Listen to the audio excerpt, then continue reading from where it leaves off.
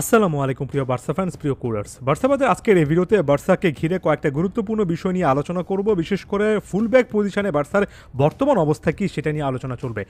তবে তার আগে লাপোর্তার সর্বশেষ একটা কনফারেন্স থেকে বেশ কয়েকটা স্টেটমেন্ট একটু রিক্যাপ করতে চাই, যেখানে তিনি বলেছেন যে ওভারঅল জাভি খুব ভালো একটা কাজ করেছেন। গত সিজনে আমাদেরকে লা লিগা সুপার কাপ এনে দিয়েছেন।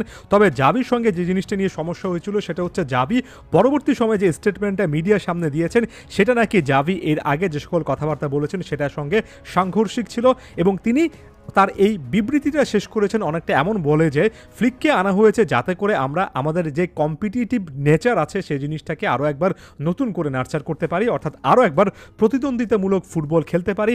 একই সঙ্গে জাভিকে যেভাবে বিদায় জানানো হয়েছে, বিশেষ করে তিনি যেভাবে জাভির সঙ্গে পরবর্তীতে কথা বলে ব্যাপারগুলো ব্যাখ্যা করেছেন এবং যাওয়ার আগে হাসি মুখে বিদায় জানিয়েছেন, সেই জিনিসটাকে তিনি পজিটিভলি নেওয়ার জন্য সকলকে আহ্বান জানিয়েছেন। এখন মানুষ হিসেবে আমাদের স্বাভাবিক একটা টেন্ডেন্সি থাকে, যখনই কোনো একটা বিতর্কিত ব্যাপার আসে তাহলে কোনো একটা পার্সনকে হয়তোবা অতিরিক্ত ভালো বানিয়ে ফেলা, অথবা কাউকে যখন খারাপ বানাই তখন অতিরিক্ত খারাপ বানিয়ে ফেলা। আমি এখনও এই জিনিসটা বিলিভ করি, যেভাবে জাভিকে আসলে হুট করে লাপোর্তা বাদ দেওয়ার সিদ্ধান্ত নিয়েছেন সেটা না করে তিনি যদি জাভি যখন দায়িত্ব ছাড়ার কথা বলছিলেন তখনই ছেড়ে দিতেন তাহলে সেটা সবচেয়ে ভালো হতো। একই সঙ্গে আমি এই জিনিসটা বলি যে লাপোর্তা যেহেতু হ্যান্সি ফ্লিকের মতো একজন কোচকে আনতে পেরেছেন, আপনি এই সিদ্ধান্তটাকে আসলে 50-50 চোখে দেখতে পারেন। এবং সবচেয়ে বড় কথা, হ্যান্সি ফ্লিকের মতো একজন কোচ বার্সাতে এসেছেন, এটাকে নেগেটিভলি নেওয়ার সময়টা কিন্তু এখনও আসেনি। খুবই হাই প্রোফাইল একজন কোচ। জানি অনেকে এই জিনিসটা বলবেন যে শুরুতেও জাভি সাফল্য পেয়েছিলেন, লম্বা সময়ে সাফল্য ধরে রাখাটা অনেক বেশি টাফ হয়। দেখুন, আমি প্রায় প্রতিটা সময় বলি, ফুটবল ফ্ল্যাগেও বলি যে রেজাল্টের চেয়ে প্রসেসটা অনেক বেশি করে গুরুত্বপূর্ণ।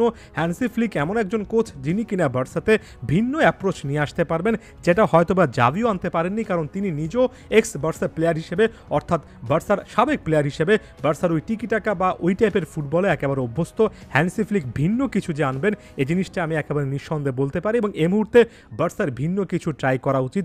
সফলতা মিলবে কি না মিলবে সেটা অনেক পরের ব্যাপার, তবে ভিন্ন একটা প্রসেস স্টার্ট করা উচিত। যে কারণে হ্যান্সি ফ্লিককে আনার সিদ্ধান্তটা একেবারে আপনি যদি অনেক ভালোভাবে না নিতে পারেন, খুব খারাপভাবে নেওয়ার আসলে কোনো কারণ দেখছি না। এরপর খুবই গুরুত্বপূর্ণ ওই প্রসঙ্গটাতে চলে যাই। শুধুমাত্র যে কোচকে লাপোর্তা এনেছেন ব্যাপারটা জাস্ট একটা জবের 50% হতে পারে, বড়জোর 50% এর বেশি আসলে হওয়া উচিত নয়। বাকি 50% বা তার চেয়েও বেশি শতাংশে আসলে লেখা থাকে এই জিনিসটা যে আপনি ওই কোচকে যথেষ্ট পরিমাণ প্লেয়ার আসলে দিতে পারছেন কিনা। জাভিকেও কিন্তু লাপোর্তা তার পছন্দের খুব একটা বেশি প্লেয়ার দিতে পারেননি।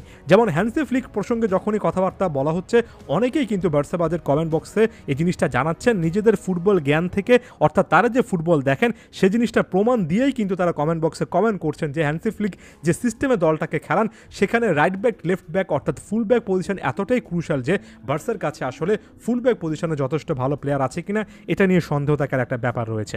যেমন লেফট ব্যাক পজিশনে বার্সেলোনা যে সকল প্লেয়ারদেরকে খেলায়, জোয়া ক্যানসেলো কিংবা আলেহান্দ্রো বালদে, এই প্লেয়াররা কি আসলে যথেষ্ট কিনা সেটা একটা প্রশ্নের ব্যাপার। অন্যদিকে অনেকেই মার্কোস অ্যালোনসোর কথা ভুলে গিয়েছেন, তাকে ঘিরে একটা সিদ্ধান্ত নেওয়ার ব্যাপার আছে। আমার কাছে মনে হয় জোয়া ক্যানসেলো সিচুয়েশনটা আমি যেটা দেখছি, দুই জোয়াকে কেন্দ্র করে একটা কথা বলিনি। আমার কাছে এই জিনিসটা এখন পর্যন্ত ক্লিয়ারলি মনে হচ্ছে যে বার্সেলোনায় এই দুই জোয়াওকে, অর্থাৎ জোয়াও ক্যানসেলো এবং জোয়াও ফেলিক্সকে ধরে রাখতে চায়। তবে এখানে খুবই ইম্পর্টেন্ট ফ্যাক্টর হচ্ছে বার্সা আরও একটা লোন ডিল চায়, অর্থাৎ আরও একটা সিজন লোনে এই প্লেয়ারদেরকে ধরে রাখতে চায়। তবে ম্যানচেস্টার সিটি সম্ভবত ক্যানসেলোকে লোনে আসলেই দেবে না, এবং এখন পর্যন্ত সম্ভবত ফ্লিক এই টাইপের অ্যাটিটিউড দেখাচ্ছেন যে জোয়াও ক্যানসেলোকে তার অন্তত দরকার। সেক্ষেত্রে বার্সা ম্যান সিটির সঙ্গে আসলে কোনো নেগোসিয়েশন করতে পারে কিনা এটা একটা খুবই গুরুত্বপূর্ণ ফ্যাক্টর হবে। অনেকে নতুন প্লেয়ার কেনার কথা বলবেন, এখন পর্যন্ত আমি এগুলো নিয়ে আলোচনা করতে রাজি না যতদিন পর্যন্ত লা লিগা থেকে বার্সেলোনা গ্রিন সিগন্যাল পেয়ে অফিসিয়ালি তাদের কার্যক্রম শুরু না করবে, 1:1 রুলের কাজকর্ম শুরু না করবে, ততদিন পর্যন্ত এগুলো নিয়ে কথাবার্তা বলে আসলে কোনো লাভ। এরপর যদি রাইট ব্যাক পজিশনে চলে আসি, সেখানে জুলস কুন্ডে কিংবা রোনাল আরাহোর মতো মেকশিফট রাইট ব্যাকরা, অর্থাৎ যারা মূলত সেন্টার ব্যাক, তারা রাইট ব্যাক পজিশনে এসে খেলবেন কিনা, নাকি জুলস কুন্ডের মতো একজনকে পার্মানেন্টলি দায়িত্ব দিয়ে ফেলা হবে, সেটা একটা বড় সিদ্ধান্তের ব্যাপার। একই সঙ্গে সাম্প্রতিক সময়ে সার্জিও রোবার্তোকে ঘিরে অনেক কথাবার্তা শোনা যাচ্ছে। একেবারে ক্লিয়ারলি বলতে চাই, সার্জিও রোবার্তোর প্রতি আসলে সম্মান রেখে বলতে চাই, বার্সা যদি শেষ পর্যন্ত সার্জিও রোবার্তোকে অফলোড করতে না পারে তাহলে আমি আসলে জানি না এখানে ফ্লিকের মতো কোচ এসেও কী করবেন। সার্জিও রোবার্তো যে সার্ভিসটা বার্সাকে দিচ্ছেন সেটা কিন্তু এখানে শেষ হওয়া উচিত। তিনি কিন্তু ফুল টাইম বার্সাকে সার্ভিস দেওয়ার মতো অবস্থাতে নেই, অন্তত আমি মনে করছি। হেক্টর ফোর্টের মতো একজন প্লেয়ার আছেন বার্সা বি টিম বা অ্যাথলেটিকের player. Hector Fort right back পজিশনে একটা অপশন হতে পারেন কিনা, অ্যাগেইন কোচ কাজটা শুরু করুন, তারপর আসলে বোঝা যাবে।